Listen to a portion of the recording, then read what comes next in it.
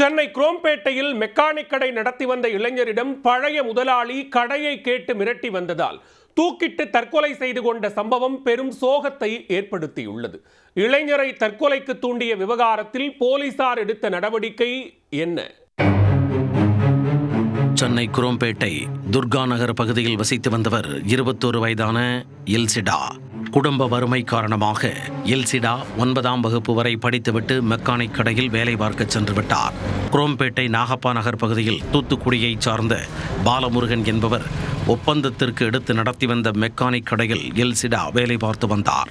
கடந்த 2019ஆம் ஆண்டு கொரோனா தொற்று பரவலின் காரணமாக உரிமையாளர் பாலமுருகன் தன்னால் இனி கடையை நடத்த முடியாது என கூறியுள்ளார். எல்சிடாவிடமே கடையை கொடுத்துவிட்டு தொடர்ந்து நடத்தி கொள்ளுமாறு கூறிவிட்டு சொந்த ஊருக்கே சென்று விட்டார். இதையடுத்து கடையில் இரவு பகலாக உழைத்த எல்சிடா சிறுக சிறுக சேர்த்து முதலாளி வாங்கிய கடனை எல்லாம் வட்டியுடன் கட்டி முடித்தார். பின் கடைக்கு மாதம் வாடகை கொடுத்தது மட்டுமன்றி கடையை கொடுத்த முதலாளிக்கும் சிறிது சிறிதாக 50,000 ரூபாய் வரை பணம் கொடுத்துள்ளார். கடின உழைப்பால் தனது குடும்ப வறுமையை போக்கியதுடன் கடந்த 4 வருட உழைப்பில் கிடைத்த பணத்தில் முன்பணமாக கொடுத்து தனது கனவு இருசக்கர வாகனத்தை வாங்கியுள்ளார். தனது மகிழ்ச்சியை முதலாளியிடம் பகிர்ந்து கொள்ள வேண்டும் என நினைத்த அந்த இளைஞர் தான் வாங்கிய பைக்கிலேயே தூத்துக்குடிக்கு சென்றுள்ளார். அங்கு தனது முதலாளியான பாலமுருகனிடம் புதிதாக வாங்கிய பைக்கினை காண்பித்துள்ளார். அதை பார்த்த பாலமுருகன் கடையில் அதிக வருமானம் வரும்போல் இருக்கிறது என்று எண்ணி கடையை நய வஞ்சகத்துடன் ஆக்கிரமிக்க திட்டமிட்டுள்ளார்.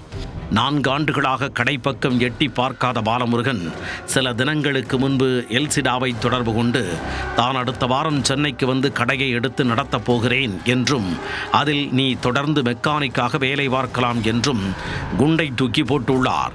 இதை ஏற்க மறுத்த எல்சிடா, இதுவரை உங்களுக்கு 50,000 ரூபாய் பணம் கொடுத்துள்ளேன், நீங்கள் வட்டிக்கு வாங்கி கட்டாமல் சென்ற கடன் தொகையினையும் திருப்பிச் செலுத்தியுள்ளேன்.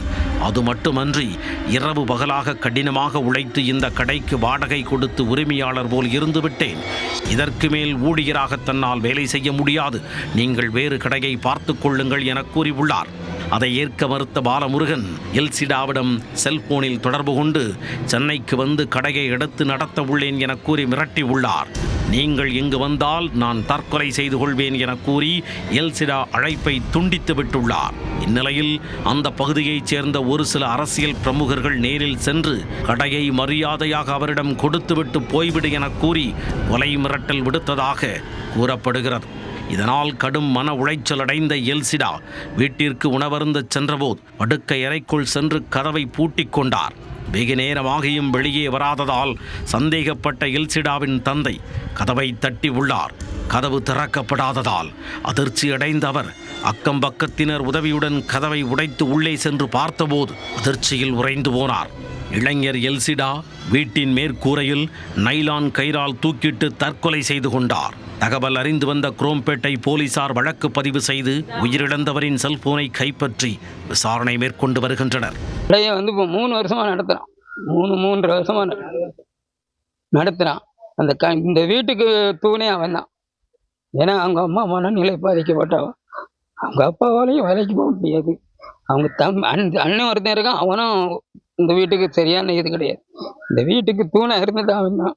மிரட்டினதை என் பிள்ளை சூசைட் பண்ணி இதுக்கு பொறுப்பாக தான். வேற யாரையா மிரட்டினாங்க? அதான் எம்சி ஒருத்தர் வந்து கேட்டிருக்காரு, கடையை காலி பண்ணி கொடுத்துரு, கடையை காலி பண்ணி கொடுத்துடணும் அப்படின்னு இருக்காரு. அங்கே பக்கத்தில் வச்சிருக்காங்க, அவங்க தான் அவங்க வந்து சொன்னாங்க இப்படிலாம் மிரட்டியிருக்காங்க. என்கிட்ட வந்து ஒரு மன கஷ்டமாக 3 நாள் மனநிலையில் அலைஞ்சான். நான் சொன்னேன் வேற இடத்துல உன்னை கடையை பார்த்து தரேன் அப்படின்னு. இல்லை என் வாழ்க்கையே போச்சு அப்படின்னு சொன்னான். சொல்லிட்டு தான் வந்தானே, இப்படி பண்ணுவானே எனக்கே தெரியாதுன்னு அந்த தம்பி தான் சொல்றான், எங்களுக்கே தெரியாது. தாய் மனநலம் பாதிக்கப்பட்ட நிலையில் தந்தை சிறு வருமானத்திற்கு வேலை செய்து வருகிறார். அண்ணனோ ஆடுகளை வளர்த்து வருகிறார். இப்படிப்பட்ட ஒரு ஏழ்மையான குடும்பத்தைச் சேர்ந்த இளைஞர் கடின உழைப்பால் போராடி சிறு வீடு ஒன்றை கட்டி வாழ்வில் முன்னேற முயன்றுள்ளார். ஆனால் பழைய முதலாளி கொடுத்த மன உளைச்சலால் இளைஞர் தூக்கிட்டு தற்கொலை செய்து கொண்ட சம்பவம் பகுதியில் பெரும் சோகத்தை ஏற்படுத்தி உள்ளது.